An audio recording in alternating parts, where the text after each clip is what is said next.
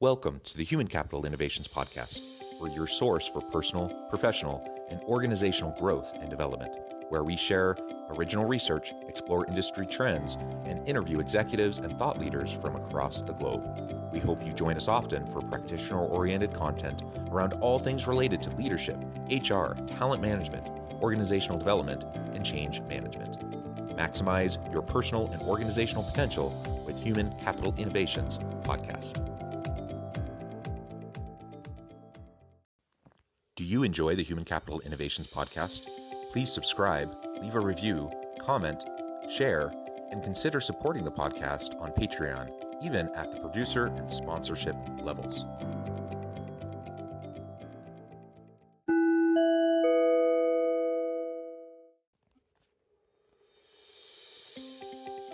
Welcome to the Human Capital Innovations Podcast.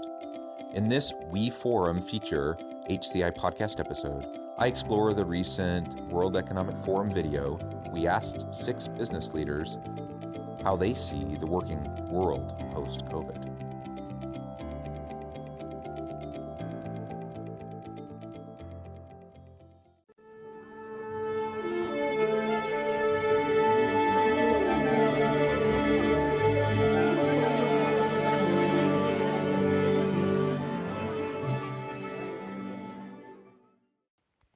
Welcome back to the Human Capital Innovations Podcast. It's great to be with you again today for this We Forum feature HCI podcast episode. Today, I'll be exploring the recent World Economic Forum video. We asked 6 business leaders how they see the world post-COVID. The COVID-19 pandemic has changed the world of work for good, but how? In this video, they speak with business leaders to find out, featuring insights from Baker McKenzie, Merck, HP, Telenor, Deutsche Bank, and Mercer. Thanks for joining me, and I'll catch you on the flip side of this first clip.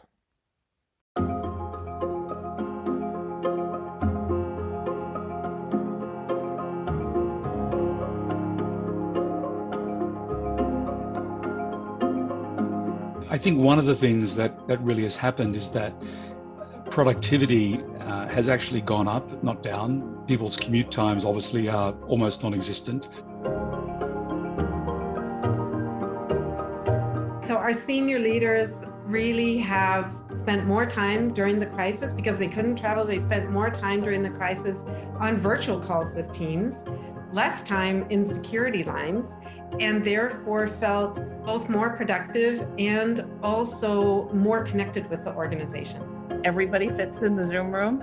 They can all ask questions. It feels much more intimate, and the whole leadership team can be there. We are having much more efficient discussions, and we're doing a better job of making sure everybody gets heard because we're all forced to live in the same frame.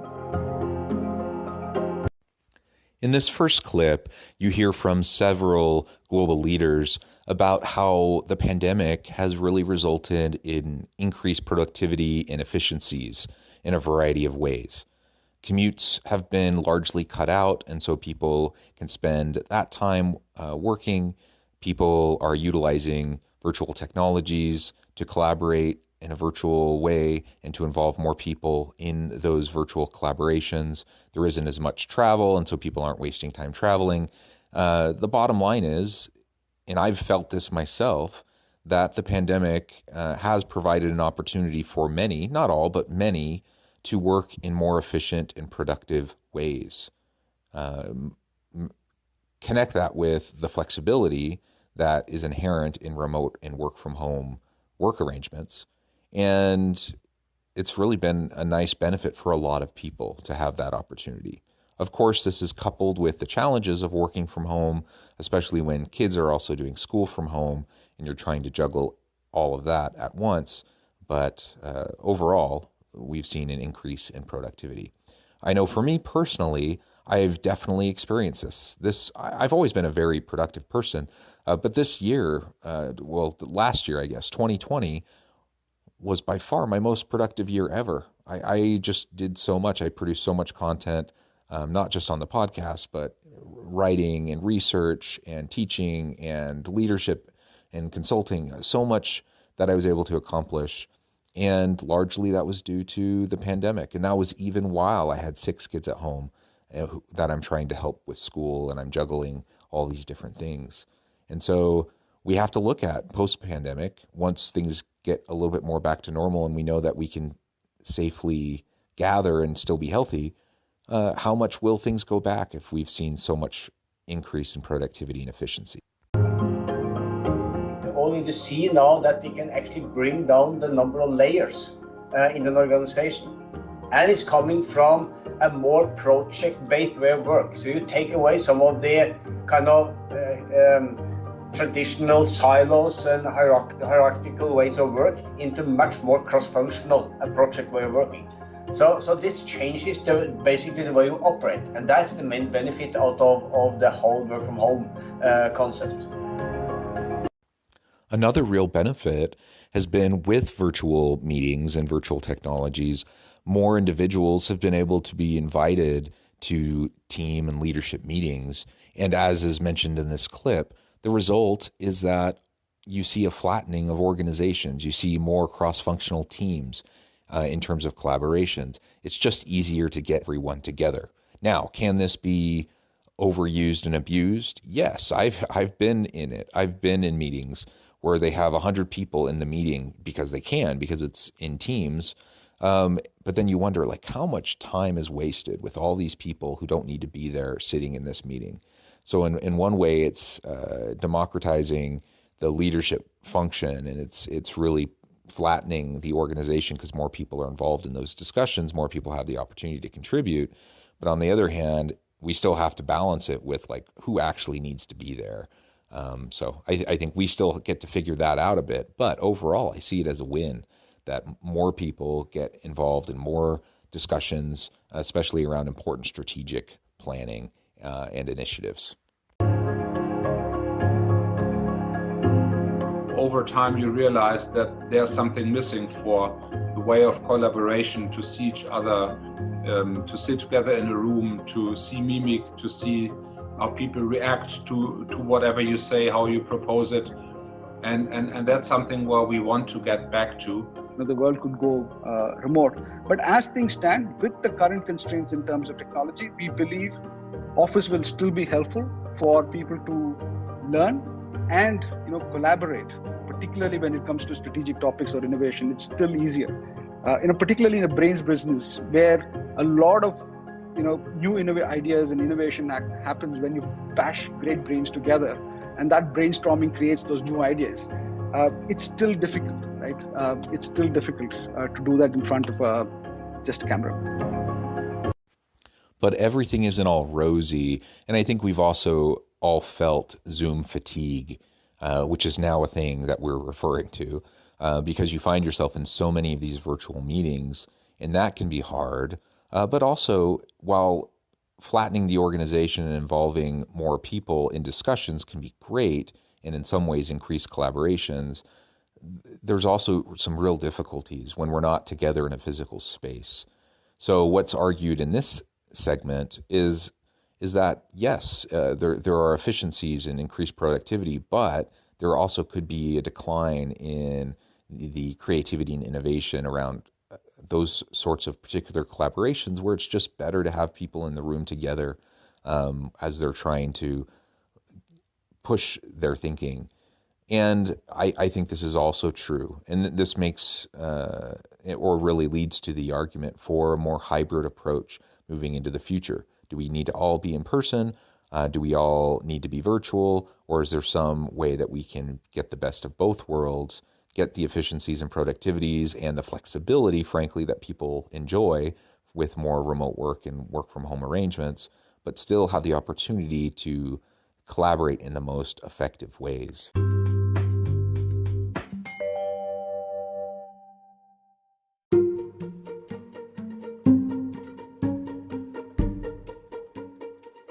Welcome to the Human Capital Innovations Academy. Courses, micro-credentials, and certificates to upskill and reskill for the future of work. All HCI Academy courses, micro-credentials, and certificates are designed, developed, and delivered by award-winning and internationally renowned scholars, educators, thought leaders, executives, and practitioners. Our courses, micro-credentials, and certificates will help you make your mark on the future of work and make an immediate impact in your organizations. Check out the HCI Academy and our many course offerings and certificates to upskill and reskill for the future of work.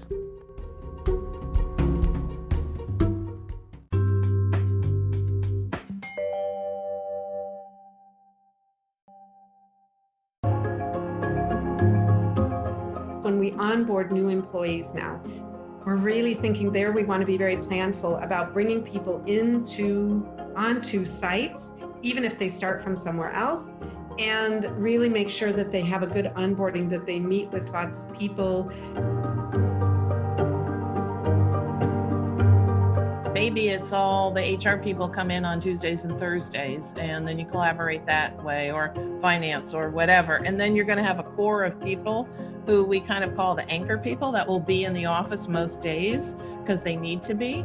And then you'll have some people that may never come in the office. So we have a lot of, different personas, as we call them, depending on the work that you do and where you're located. So we have to think creatively about who needs to be in the physical workspace. When you're onboarding new employees, can that be done effectively, remotely? Or do you want them to come to the corporate office for onboarding trainings and other ways to get them really connected with the organization, to help them feel the culture, help them to feel and see the vision and mission and purpose of the organization, to get training? That's a really important question. And then what's the mix? So if we are in a more hybrid environment where some people are working from home a few days a week, coming to the office a couple days a week, what are the core functional areas that have to be in place more consistently, perhaps all of the time, or at least more consistently, versus who is more able to be on a flexible remote schedule, working from home primarily and only coming into the office when necessary? This is something that each organization individually is going to have to figure out.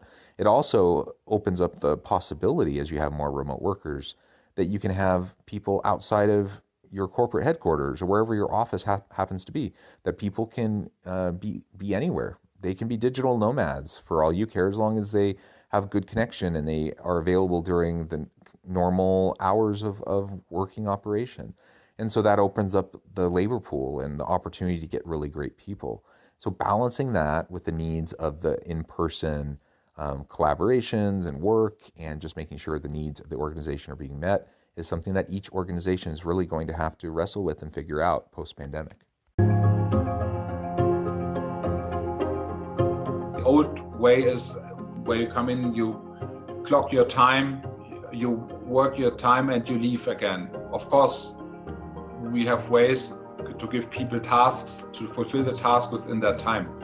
But if you hand over the responsibility to people to say, by tomorrow we want to have that strategy done, or by next week, and then you leave it up to them how they most effectively use their time, how much they concentrate, how much they chat with colleagues, how much they work on their own, how much collaboration they need. One of the real benefits of remote work and work from home arrangements is it puts you in a situation where you do have to rely more on and trust more in your people to monitor their own time, because you're not there physically. So whether our intention is to be a micromanager or not, I think when we're in the same physical space, it's just easier to do. When you're working virtually, it's harder to do those regular check-ins and to see what someone's working on. And I think that's largely a good thing. We need to learn to trust our people. We need to learn to empower them so that they can take ownership over how and when they work to get things done. So you have goals, they know what needs to get accomplished. Who cares how they're really working to accomplish the goal, as long as it's done in a healthy and ethical way and gets accomplished when you need it. And so ultimately, this pandemic has forced us into more of these discussions about what is really necessary in terms of monitoring time, or how much can we just move towards more of a process-based and output-based approach to performance rather than butts in seats, clocking in, clocking out? How long are you putting in FaceTime at the office? So, for example, if you are a first line manager, how do you manage an underperformer who may be sitting at home, right? How do you induct a new joiner? How do you ensure that they're provided with the right kind of opportunities, mentored so that they can grow? How do you manage them through that process? We even more actively need to communicate, but more intentionally need to communicate and need to tell people, this is our common strategy, this is what I expect from you and your team. By that time, do you understand what I'm expecting? Another challenge of virtual work and work from home arrangements during the pandemic has been performance management.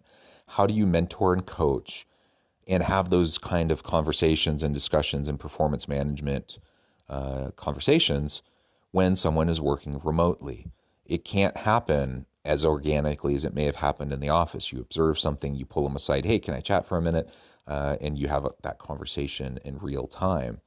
It's a little bit different though in a virtual world, and you may not have the organic opportunities. So you just need to be more deliberate. You need to be more structured. You need to make sure that you're having opportunities to check in, not in an obnoxious way where you're checking in constantly during the day.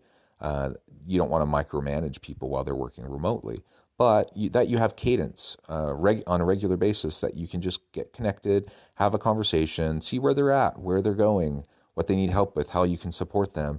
And that gives you the opportunity to also provide coaching and mentoring, and performance discussions can happen as appropriate as necessary. It has to be deliberate though.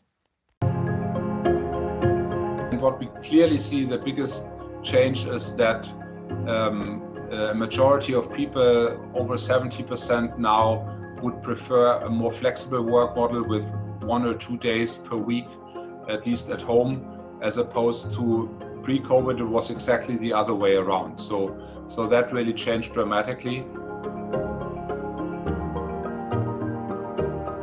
If at all, one could say this pandemic has had also some lessons learned, then of course it speeded up a lot of ways of thinking about how to work with each other and how flexible work models can look like. And to preserve that and develop that in the future is our main task.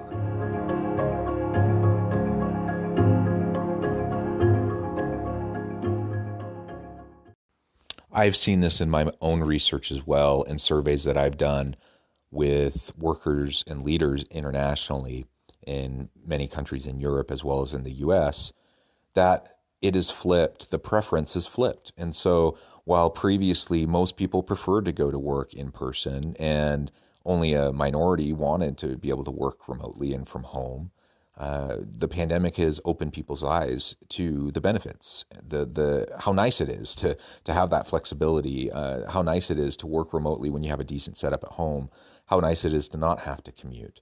And while people still recognize the need to be together in person, it's completely flipped. So now the vast majority want to be able to have at least some remote work opportunities, and a small minority want to be in the office all the time. What does this mean? Again, it means that there's probably going to be many hybrid approaches taken by organizations where there's some sort of a mix, which provides for that productivity and efficiency that we talked about earlier, as well as some of those collaborative pieces. It provides those opportunities for face-to-face conversations around coaching, mentoring, and performance. It provides opportunities for face-to-face onboarding, for collaborations. Really, it's the best of both worlds when you can have that hybrid kind of an approach. There will certainly be people that continue to be fully remote once we come out of this pandemic, and there will certainly be people who go back to work full-time in person in the office. But I think more than we've ever seen before, there's going to be quite the mix. And ultimately, each organization's going to have to figure out what that mix is going to look like for them. At the end of the day, I believe the pandemic has taught us many important lessons about organizational structures, about the nature of work, about how to lead people in a remote environment as well as in person, what's necessary, which assumptions were false, which things can be challenged. And it's really forced us to have great strategic conversations and for leaders to really think carefully about all of these related issues. Thank you for joining me for this episode of the Human Capital Innovations Podcast. As always, I hope you stay healthy and safe, that you can find meaning and purpose at work each and every day, and I hope you have a great week.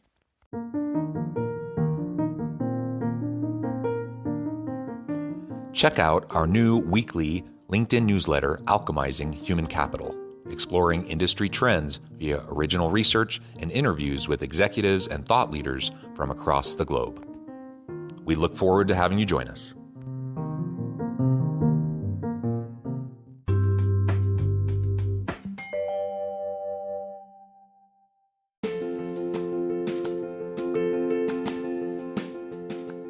Bluer Than Indigo Leadership, the journey of becoming a truly remarkable leader. Early in my adult life, I learned about an Asian proverb that translates as bluer than indigo. If you think about the color indigo, it is a brilliant, deep, and vibrant blue, what some would call the bluest of blues. To have something that is bluer than indigo is rare and truly remarkable. Contrary to popular myth, there is no one-size-fits-all or cookie-cutter approach to effective leadership. There is no silver bullet, no secret sauce, no go-to model that will solve all of your problems. The truth is, great leaders have all had their unique strengths and flaws, and have all had to discover and then pave their own distinctive path in their life's journey to fulfill their leadership potential. Bluer Than Indigo Leadership will help you discover your own path and explore those ordinary, everyday actions that will help you respond to an uncertain future and produce extraordinary results for individuals, teams, and organizations.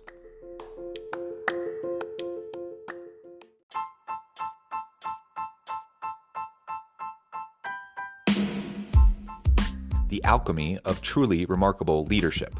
Ordinary, everyday actions that produce extraordinary results. Consider how the nature of work has shifted over the past 50 years.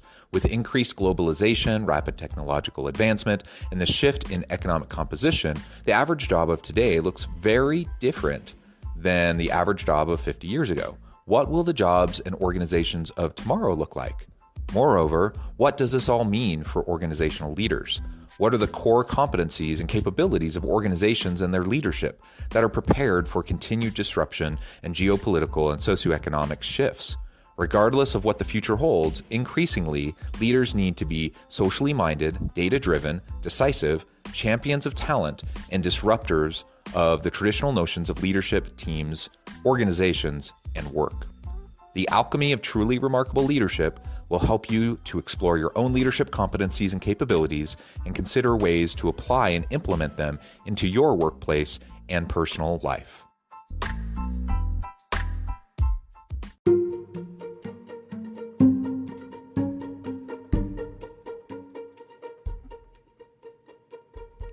Check out Human Capital Innovations magazine, Human Capital Leadership. Human Capital Leadership is a free, interactive e-magazine with the mission to help individuals, leaders, and organizations find innovative approaches to maximize their human capital potential. We publish issues quarterly in August, November, February, and May. Take a look at the latest issue and let us know what you think.